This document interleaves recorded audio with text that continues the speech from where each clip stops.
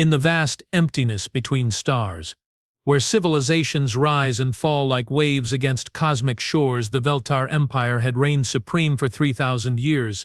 Their crystalline spires stretched across 17 star systems. Their technology surpassed that of 100 lesser species, and their military might had never known defeat.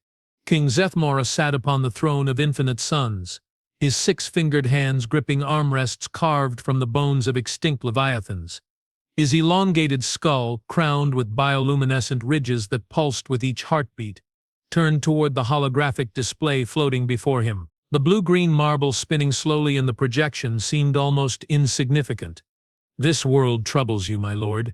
asked General Quixandra, her voice a harmonious blend of clicking consonants and melodic undertones. Her own cranial ridges glowed a respectful dim amber as she awaited her sovereign's response. Zethmora's primary eyes, large, multifaceted orbs of deep violet, remained fixed on the planet called Earth. His secondary optical organs, smaller and more sensitive to electromagnetic radiation, detected something the hologram couldn't convey: fear, defiance, a strange energy signature that made his warrior's instincts prickle with unease. "This species," he began, his voice carrying the weight of authority that had crushed rebellions and toppled governments, "destroyed 3 of our scouting vessels. 3. Not damaged. Destroyed. Reduced to atomic particles scattered across their solar system's asteroid belt." The War Council chamber fell silent. Around the circular platform, 12 of the Empire's most decorated commanders stood motionless, their breathing apparatus creating a gentle symphony of mechanical whispers. None dared speak. "They use primitive projectile weapons," continued the king, his bioluminescent crown flickering with agitation. "Chemical propellants, metal alloys that shouldn't penetrate our shields. Yet our ships burn in their void." Admiral Krevitox, veteran of 47 campaigns, stepped forward. His scarred carapace bore the marks of battles against the mechanical Nexus drones and the crystalline hive minds of the Outer Rim. "My lord, their technology reads as barely industrial. Steam power, fossil fuel combustion, primitive digital networks. Our intelligence suggests they've only recently achieved orbital flight." "Then explain this." Zethmora gestured, and the hologram shifted. Debris fields appeared around Earth's moon, twisted metal fragments that had once been Veltar reconnaissance craft. "Explain how beings who have never left their own solar system managed to detect our cloaked vessels from 3 astronomical units away." The silence stretched longer this time. In the Empire's long history, few species had posed any real resistance to their expansion. The Veltar way was simple: arrive, demonstrate overwhelming superiority, accept surrender, integrate the conquered species into their vast civilization. It had worked on 93 worlds. Earth would be the 94th. "Perhaps," General Quixandra ventured carefully, "their primitive nature works to their advantage. Our sensors are calibrated for advanced civilizations. These humans might employ methods we don't anticipate." Zethmora's laugh was a sound like breaking crystal. "You suggest we fear primitives who still burn carbon for energy. I suggest we exercise caution, my lord." The king's bioluminescent ridges flared bright crimson, a display of anger that made several officers step back involuntarily. "Caution is for prey species.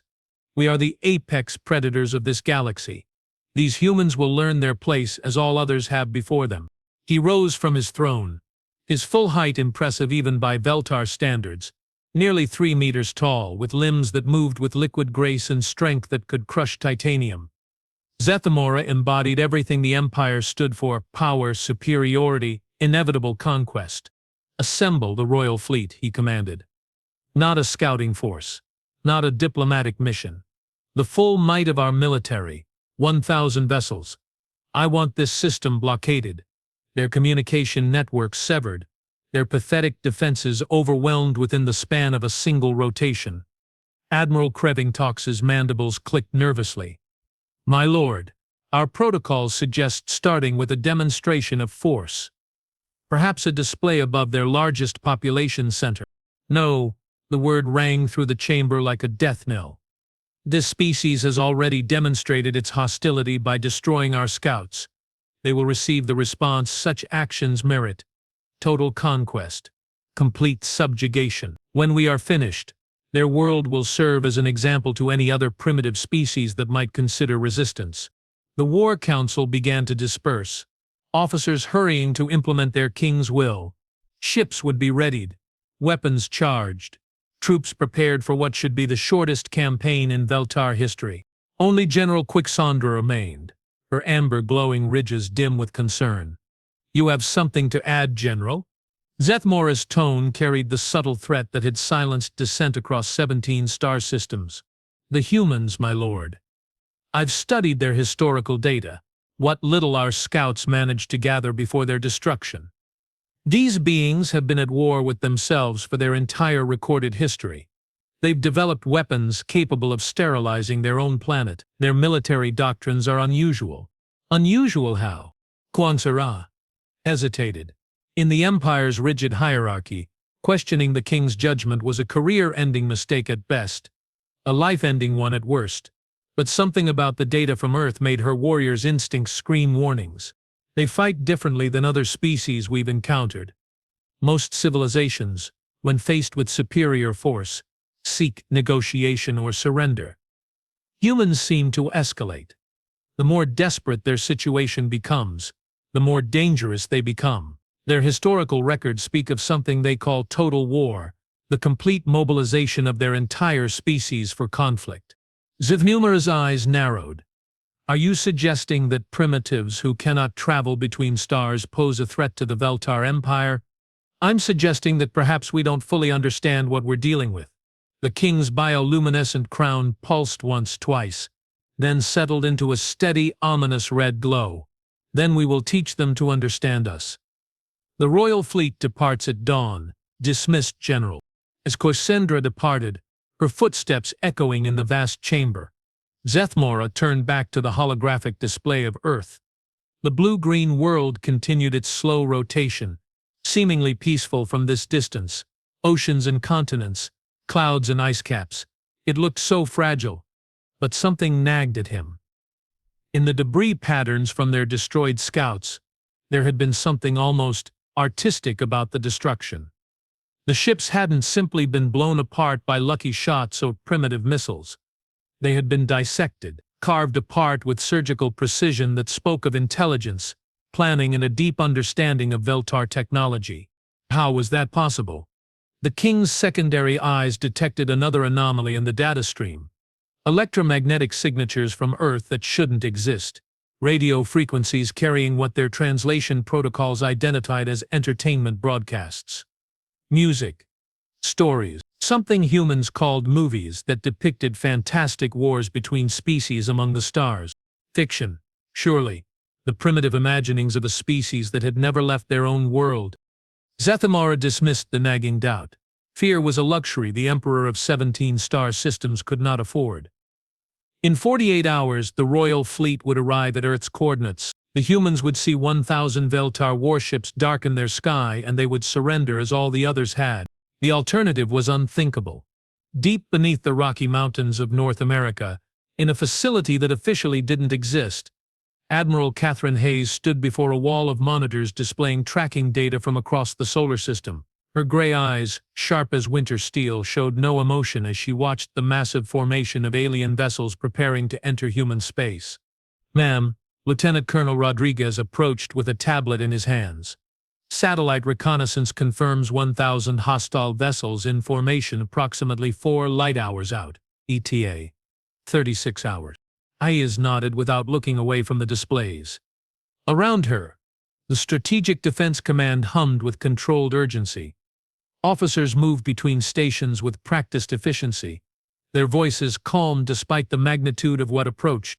"Any response to our diplomatic transmissions?" she asked. "Negative. Complete radio silence since we took out their scouts." "Then they've made their choice." Hayes turned from the monitors, her face carved from granite. "Signal all stations, Operation Deathworld is now active. Deploy the packages." Across Earth's solar system, devices that had been hidden in asteroid belts, moon craters, and the cold spaces between planets began to activate.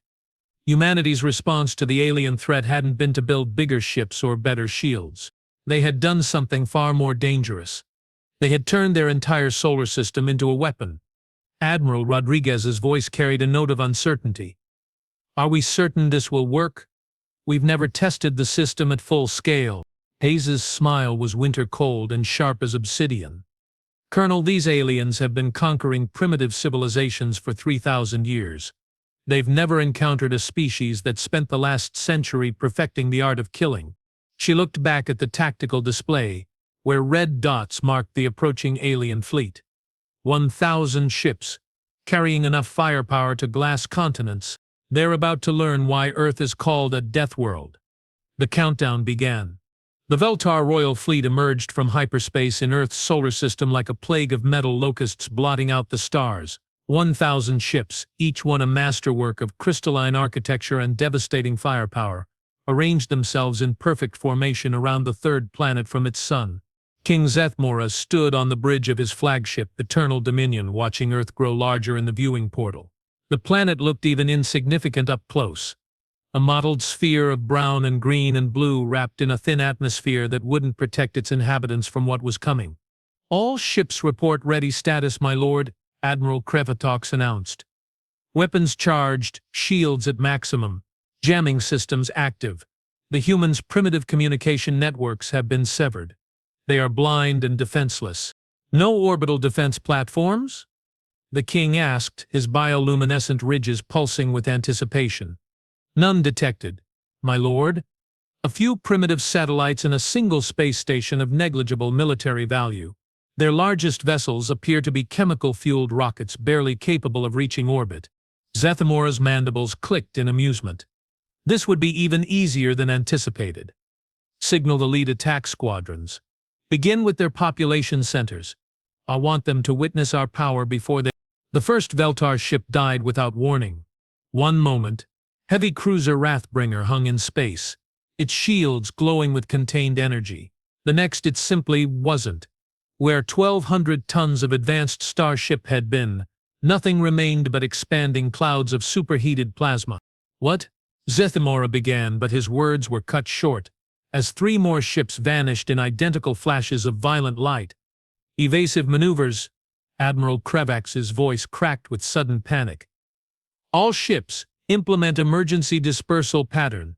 But the Veltar formation, perfect in its geometric precision, had become a death trap. Ships collided as they attempted to scatter, their carefully coordinated positions turning into chaos, and still more vessels died, picked off with surgical precision by an enemy they couldn't see, couldn't detect, couldn't fight. On the bridge of Eternal Dominion, every sensor array strained to locate the source of the attack. Energy signatures bloomed across the tactical displays, but they came from everywhere and nowhere. The asteroid belt, the space around Jupiter's moons, even from what appeared to be empty vacuum. Impossible, Krevatox whispered, his carapace gleaming with stress-induced secretions. Our sensors show nothing. No ships, no weapons platforms. Nothing that could generate this level of destructive energy. General Kutresandra's voice cut through the bridge chatter. My lord, we're receiving a transmission from Earth. The main display flickered, revealing the face of a human female. Her features were sharp, predatory, with pale eyes that seemed to look directly through the screen at each Veltar officer. When she spoke, her words were calm, measured, and absolutely terrifying in their implications. I am Admiral Catherine Hayes, Strategic Defense Command, United Earth Coalition. You have entered our solar system with hostile intent. You have refused all attempts at diplomatic contact. Consider this your only warning. Leave now or be destroyed. Zethmora's bioluminescent crown flared crimson with rage. You dare threaten us? Your primitive species cannot even leave its own planet. The human's smile was sharp as a blade. Can't we? The tactical display exploded with new contacts. Hundreds of them appearing as if materializing from nothing, surrounding the Veltar fleet on all sides. But these weren't ships. They were something far worse. Each device was small, barely larger than a Veltar fighter craft, but they moved with purpose and intelligence. Guided by AI systems that had learned Veltar ship configurations from the destroyed scouts, they wove through the fleet like predators stalking prey. Impossible, Krevatox repeated, but his certainty was cracking. The energy requirements alone, how could a primitive species power such devices? Admiral Hayes answered as if she could hear his question. You want to know how? Alien? We've been preparing for your arrival since 1947. Every UFO crash, every abduction report, every piece of your technology that fell into our hands, we studied it, learned from it, improved upon it. The human female's expression hardened. You see, we have a saying on Earth, adapt or die. Your species conquered primitive civilizations that had never faced interstellar warfare. But we humans? We've been fighting wars since we discovered fire, and now we've had 70 years to prepare for you. More Veltar ships died, their shields useless against weapons that struck from impossible angles with impossible precision. The stealth mines didn't just explode. They dissected their targets, finding weak points in armor that shouldn't have existed, exploiting flaws in shield matrices that should have been theoretical. How do they know our ship design so intimately? Kwaikendra demanded. Because, Admiral Hayes continued, every crashed scout ship, every captured piece of technology, every biological sample, it all went to our research facilities. We didn't just study your tech, we studied you. Your psychology, your tactics, your weaknesses. Seth Mora's hands gripped his command throne so tightly the metal groaned. All weapons, open fire. Target the planet directly. If they want to play games, I wouldn't do that if I were you. The human's voice stopped the king cold. On the tactical display, new signatures appeared, massive structures previously hidden on the far side of Earth's moon. Orbital defense cannons, Hayes explained conversationally. Powered by fusion reactors and guided by quantum-entangled targeting systems. Each one can punch through your heaviest armor from 3 light minutes away, fire on our cities, and will demonstrate why we call our species weapons that think. For the first time in his long reign, King Zethmora felt something he had never experienced before. Doubt. These humans weren't behaving like a primitive species facing superior technology. They were behaving like equals. This is impossible, he snarled. You cannot have achieved such advancement so quickly. You're right, Admiral Hayes admitted. We couldn't. Not alone. Her smile turned predatory. But we weren't alone, were we? Every species you've conquered, every civilization you've absorbed, some of them escaped. Some of them found their way to Earth, and some of them were very, very eager to help us prepare for your arrival. The bridge of eternal dominion fell silent except for the alarms indicating more ship losses. Zethmora's bioluminescent ridges cycled through colors, red for rage, blue for confusion, and finally settling on a sickly green that indicated fear. The tactical display showed the horrible truth. The Veltar fleet, once a perfect formation of invincible warships, was being systematically dismantled. Ships died faster than their crews could react, picked apart by weapons they couldn't see, guided by intelligence they couldn't comprehend. Retreat, General Quicksandra urged quietly. My lord, we must retreat while we still can. But Zethmora's pride, the same arrogance that had conquered 17 star systems, wouldn't allow it. No, we are the Veltar Empire. We do not retreat from primitives. Then you'll die here, Admiral Hayes said simply. All of you. As if summoned by her words, the solar system's greatest weapon revealed itself. Jupiter, the gas giant that dominated the system's outer reaches, began to glow, not with reflected sunlight, but with artificial illumination that turned its massive bulk into a beacon visible from Earth's surface. You see, Hayes explained, we learned something interesting from your technology. How to manipulate gravitational fields on a planetary scale. Jupiter isn't just a planet anymore. It's a weapon, the largest gravity well manipulator ever constructed. The Veltar ships began to drift, their navigation systems confused as local space-time twisted around them. Escape vectors collapsed. Hyperspace jump calculations became impossible as the fundamental constants of physics fluctuated wildly. What have you done? Zethmora whispered. We've turned your own physics against you. Every ship in our solar system is now trapped until we decide to let you leave. If we decide to let you leave, the truth hit the Veltar king like a physical blow. This wasn't a conquest anymore. It wasn't even a battle. It was an execution, carried out with the cold precision of a species that had spent decades preparing for this exact moment. Admiral Hayes's expression softened slightly, not with mercy but with the pity a predator might show for cornered prey. Because you made the same mistake every conquering species makes.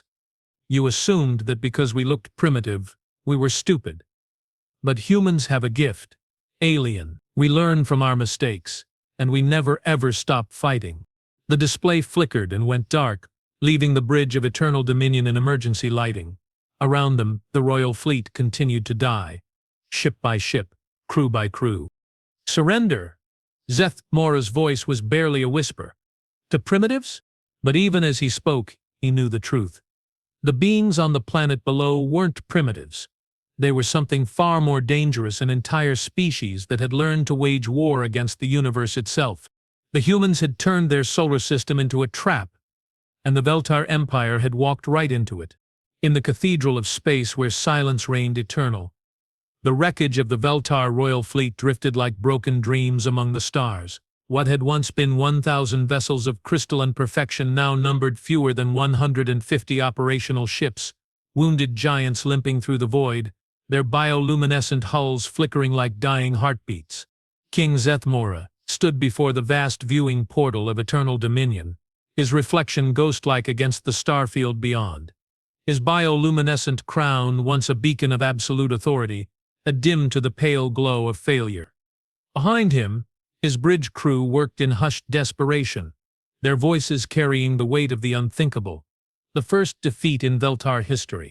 My lord, Admiral Krevax, approached with the careful steps of someone walking through a graveyard.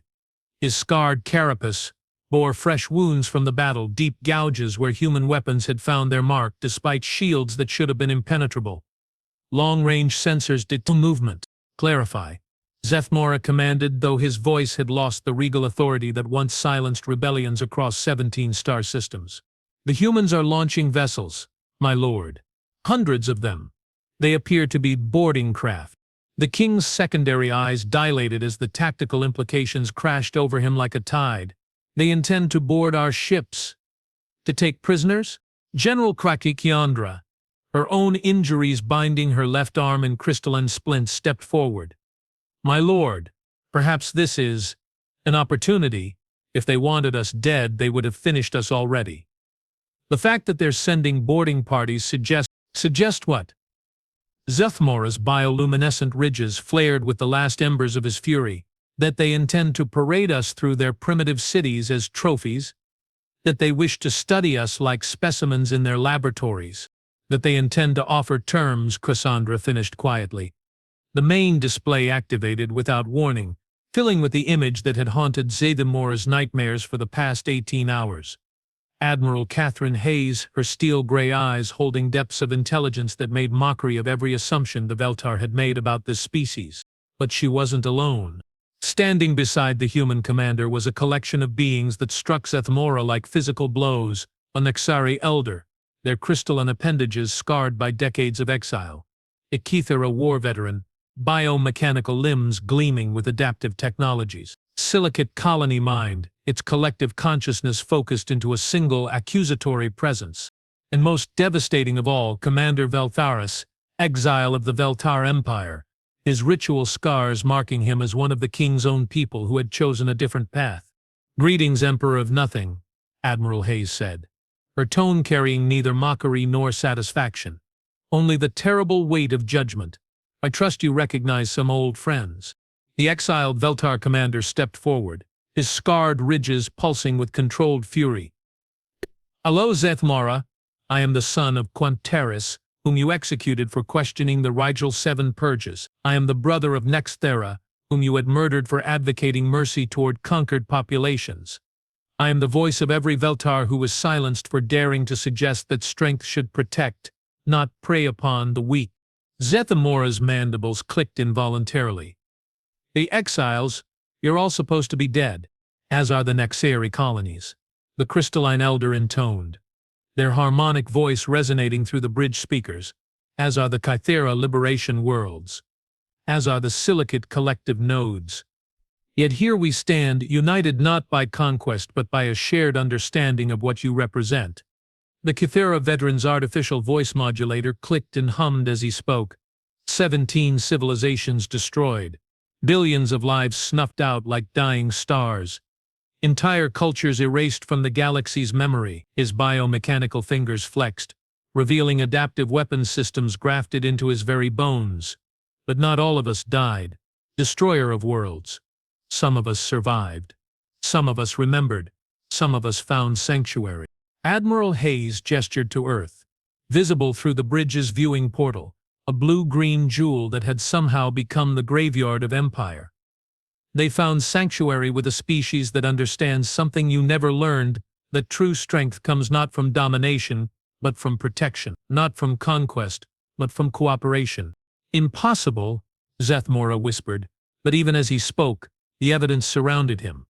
The orbital defense platforms that could obliterate solar systems, the stealth mine networks that had turned space itself into a weapon, the gravitational manipulators that had transformed Jupiter into a cosmic prison. Your scouts weren't just destroyed, the Nixari Elder continued, their crystalline form refracting light into rainbow patterns of memory and loss. They were dissected, analyzed. Every component, every system, every technological advancement your empire had achieved in 3 millennia, all of it studied, understood, and improved upon. The bridge of eternal dominion fell into a silence so profound that the soft hum of failing life support systems sounded like thunder. Around the galaxy, Zethmora realized with growing horror, his empire was already beginning its death throes. Word of the royal fleet's destruction would spread like wildfire. And every oppressed world, every subjugated species, every conquered colony would rise in revolution. What do you want? He asked finally, his voice barely above a whisper. Admiral Hayes exchanged glances with the representatives of the murdered civilizations before responding. Justice, not revenge. Justice. Your surrender, unconditional and immediate. Your surviving crews will be processed as prisoners of war and offered choices, stand trial for war crimes, accept exile to designated worlds, or, for those willing to help rebuild what your empire destroyed, earn redemption through service. And me? The human admiral's expression hardened into something that could cut diamond. You will stand before a tribunal composed of representatives from every species your empire has touched. You will answer for 3 millennia of genocide, cultural extinction, and systematic oppression. Zethmora looked around his bridge at the officers who had served him faithfully through decades of conquest. Admiral Krevitshox, whose tactical brilliance had crushed the Andromedans. General Kwekazandra, whose strategic mind had planned the subjugation of 6-star systems. Science Commander Yelthux, whose weapons had turned entire worlds into glass. All of them stared at him with the same expression, the terrible recognition that their way of life, their entire understanding of the universe's natural order, had been not just wrong but catastrophically, unforgivably wrong. Admiral Hayes's voice carried the finality of a closing tomb. Then we activate final protocol. Jupiter's gravitational manipulator creates a localized singularity.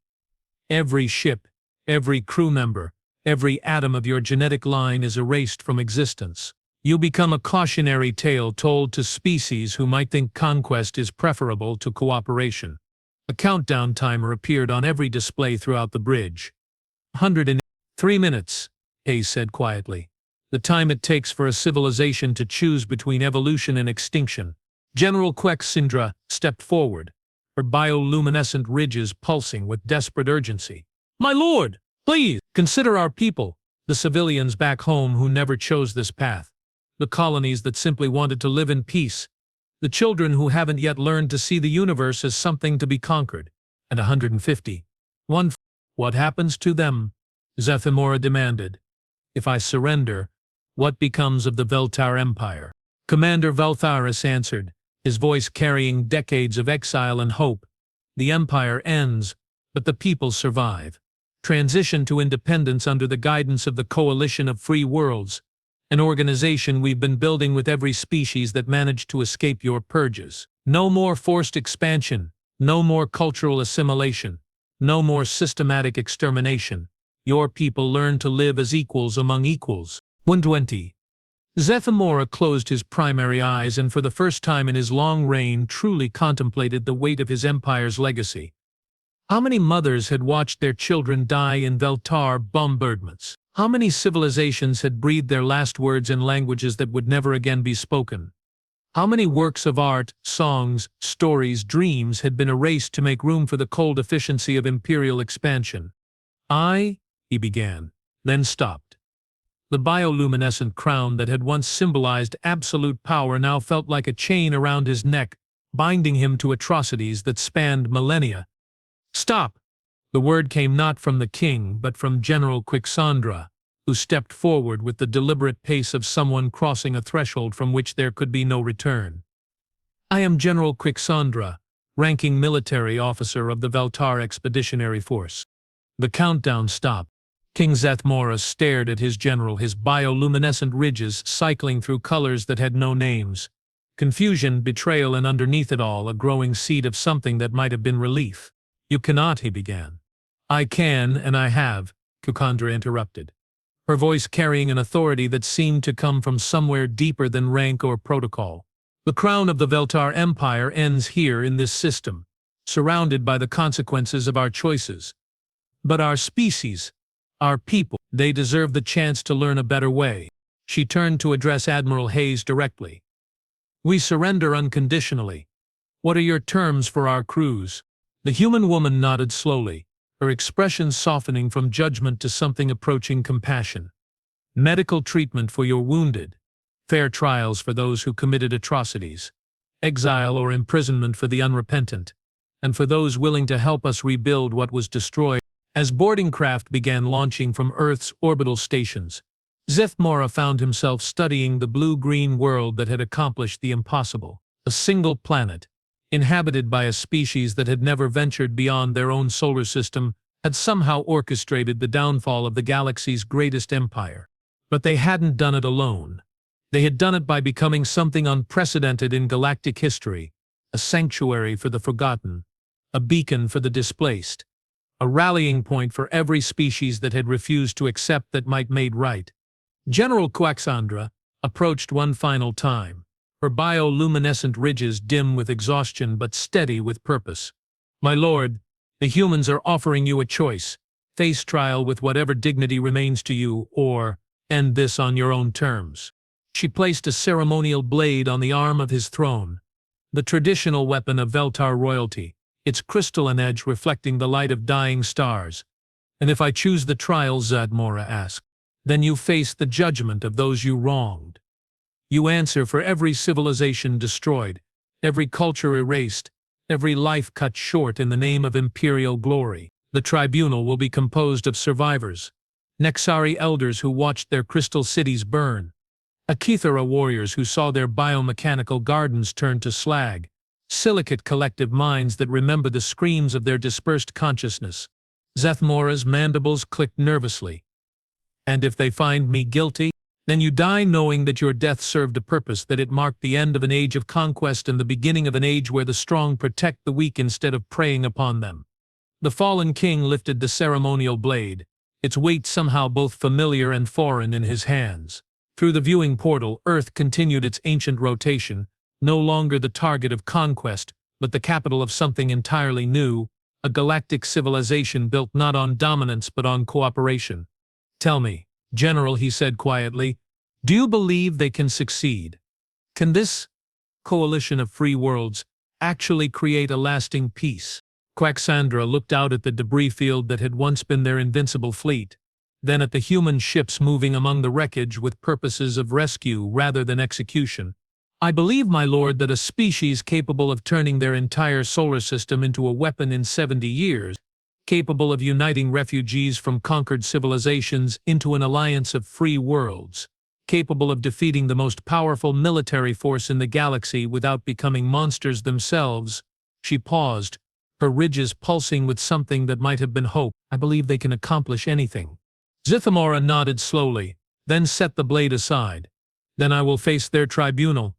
I will answer for what I have done, and perhaps in my answering, something better can be built from the ashes of what we were.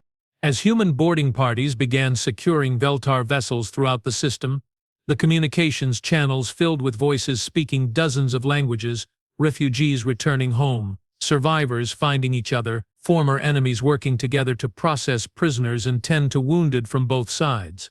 The age of the Veltar Empire had ended not with the roar of conquest, but with the whisper of justice finally served.